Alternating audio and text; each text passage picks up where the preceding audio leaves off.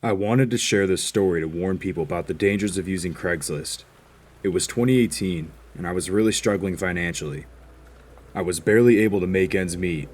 Between the house payments, car payments, and credit card debt, I was very worried I would end up homeless. After selling my house and downsizing to an apartment, I had to get rid of a lot of things that I owned. That's when I decided I'd sell my stuff through Craigslist. I probably had over 50 postings on the site, ranging from appliances to kitchenware items. A lot of the stuff was selling pretty quickly, which definitely helped, but it wasn't enough. One morning when I woke up, I checked my phone and noticed that there was an individual who was interested in potentially buying my kitchen table that wouldn't fit in my new apartment. We texted back and forth and agreed to meet up later that day at a grocery store parking lot. I drove a Nissan Rogue, which is a mid-sized SUV for anyone who doesn't know. I loaded the table in and went to meet up with the buyer who went by Mitch. As I arrived, I called him, asking where he was. He told me that he was a couple minutes late but wanted to meet in the back of the parking lot. He told me he was driving a green Toyota Corolla and he'd pull up next to me when he got there. As he pulled in, I got out and greeted him. He seemed like a fairly normal guy, wearing a navy blue collared shirt and khakis. I opened the trunk and showed him the table, and he seemed to like it. My asking price was $50, but he tried to talk me down to $25. After spending several minutes debating the price, I went down to $40, which was the lowest I would have gone. We agreed, and he handed me the cash. As we loaded it out of the car, Mitch looked at me and said, "I don't think this is going to fit in my car. Is there any chance you could follow me home, and I'll pay you an extra $40? I'm about 25 minutes away." If this happened at any other point in my life, I would have said no thanks and driven off, but I was desperate for the money. The added bonus on top of what I was already going to make was enough to seal the deal for me, and I said, "Sure, just lead the way. I'll follow you." The trip to Mitch's house was pretty far away. I think it took about 35 minutes to get there, instead of 25 like he said. As we were about to pull into his driveway, he pulled to the side of the road and waved his hand out, telling me to pull in first, since it would be easier getting the table inside if the car was closer to the house. I backed in and got out so my trunk was facing the garage.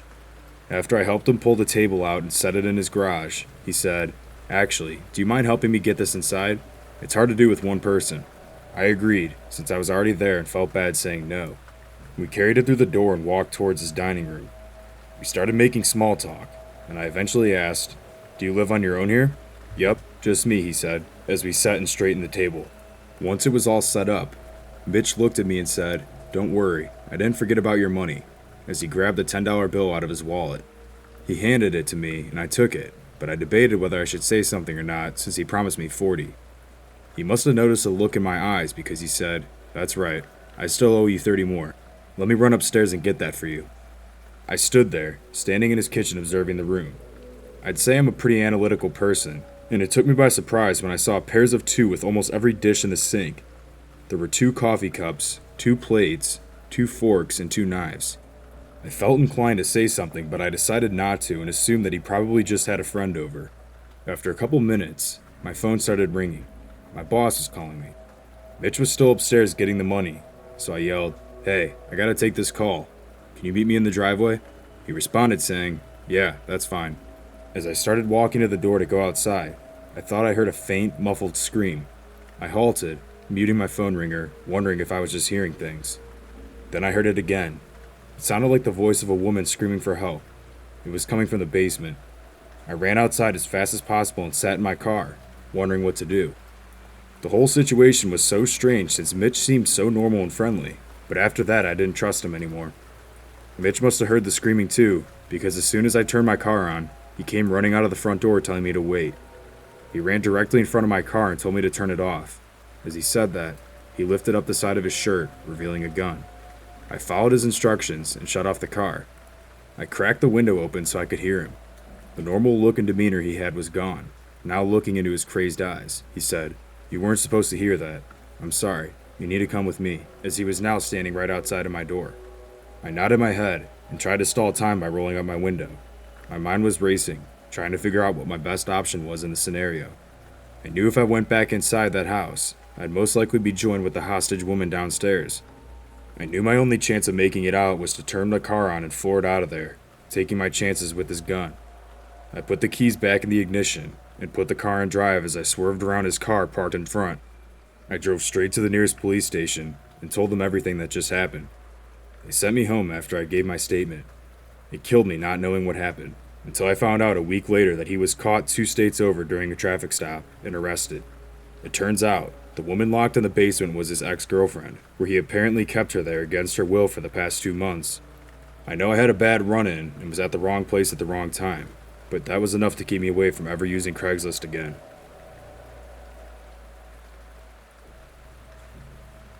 My wife and I live in a pretty large house. We are parents to an 11-month-old boy named Zachary. Last month, our house was broken into and the thieves stole several $100s worth of electronics from our office room. The police suggested that we should install home security cameras so that in the case of this reoccurring, we would at least have a chance of identifying the intruders. Due to the large payments we were making on the house, we didn't have the extra money to afford security from a well-known company.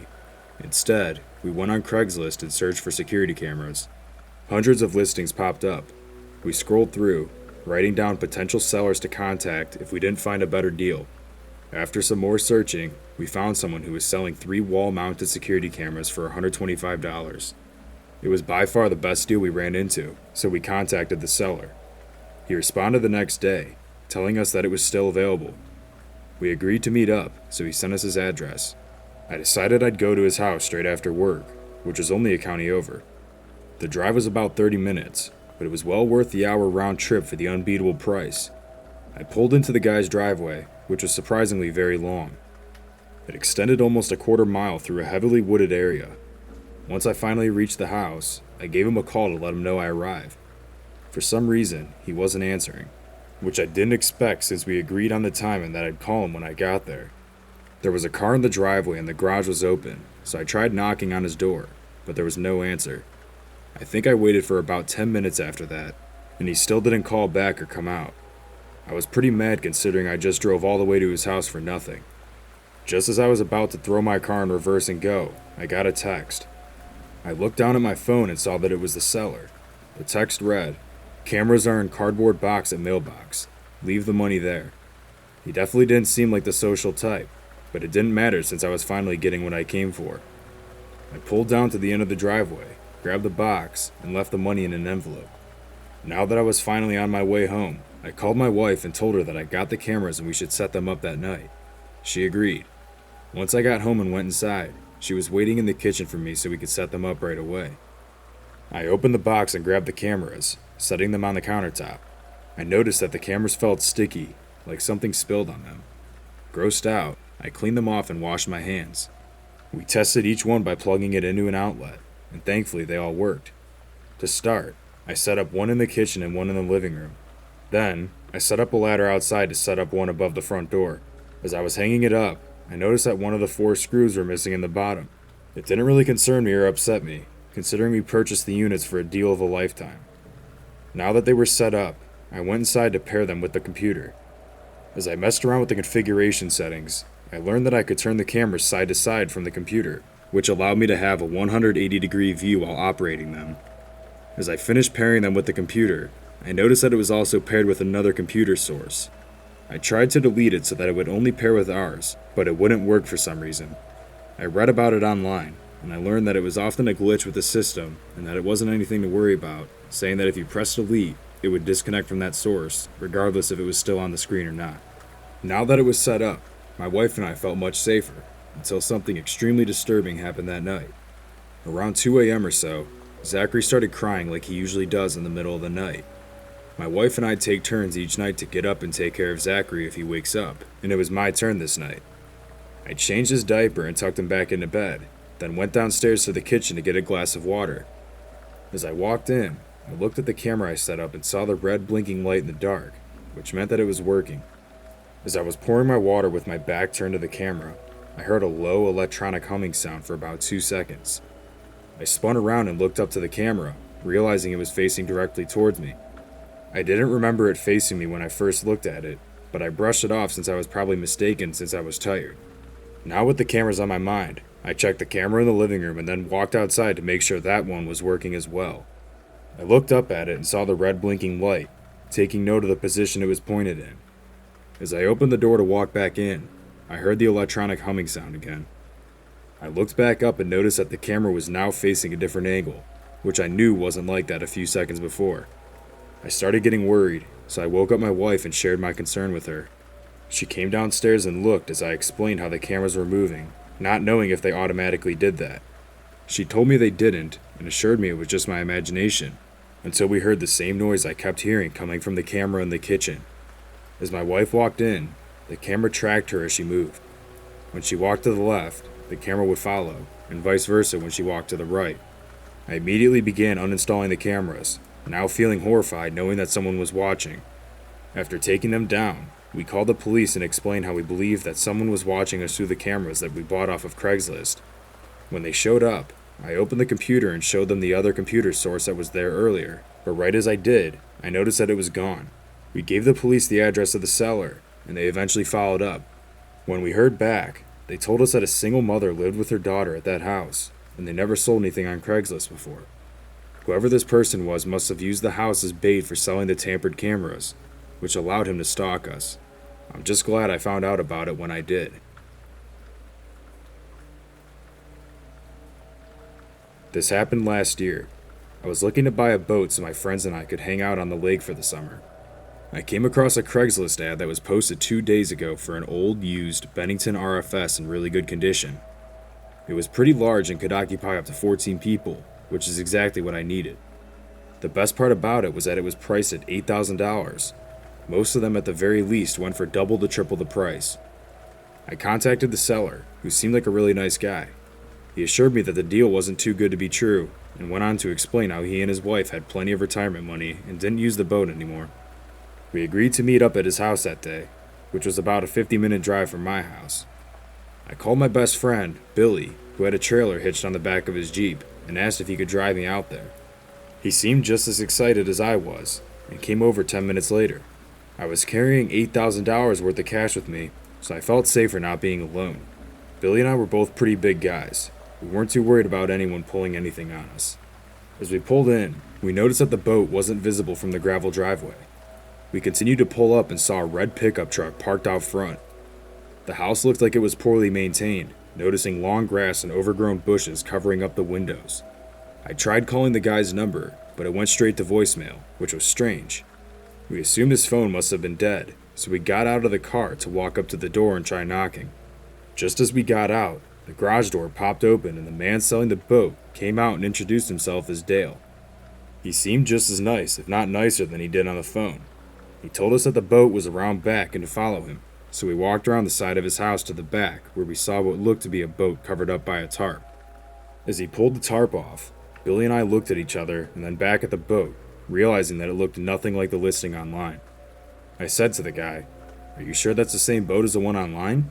He looked at it, and his kind, outgoing demeanor changed. He responded saying, "Are you kidding me? Did you guys just come here to waste my time?" I said, "No, it just looked a lot different online." The boat looked terrible, clearly rusted and falling apart. I definitely was not going to buy it, especially for the amount of money I had with me. I was pretty disappointed. I looked up at the man and said, "Well, thanks for showing it to us. I think I'm going to have to pass. We're going to get going." As Billy and I turned to walk back to the front, the guy, who was now yelling at us, said, "You're just going to leave? I turned down 3 other people so you and your friend could buy the boat. I can't believe this." He yelled towards the house. "Hey boys, come out here. We got a couple punk kids that want to waste our time." Immediately, 3 other men stepped out of the house from the back door and started approaching us. Since we were now clearly outnumbered, Billy and I made a run for the car. As soon as we got in, we locked the doors as the 4 men chased us. Billy floored it in reverse and we got out of there as fast as possible. We looked at each other as we drove away in disbelief. It was a very close call and we were relieved to have made it out unharmed, until I noticed something in the mirror behind us. The same red pickup truck that was parked in the driveway when we got there was behind us and catching up quickly. Billy floored it, trying to weave through traffic, but it was very difficult considering we had a trailer attached to the back. We pulled off the main road and flew down a side street, probably going at least 60 miles per hour. Our hearts were racing. I looked again to see that the truck was still chasing us. We made a couple more turns down the side streets until we got to a red light that intersected the main road we were originally on. The car was still tailing us, catching up even quicker because we were stopped. As soon as there was a slight break in the traffic, Billy went through the red light, making a left turn, almost causing an accident. Luckily, it worked, and I watched as a red truck pulled up to the light, now stuck from the traffic going both ways. That whole experience was quite terrifying, and I never plan on using Craigslist for anything ever again.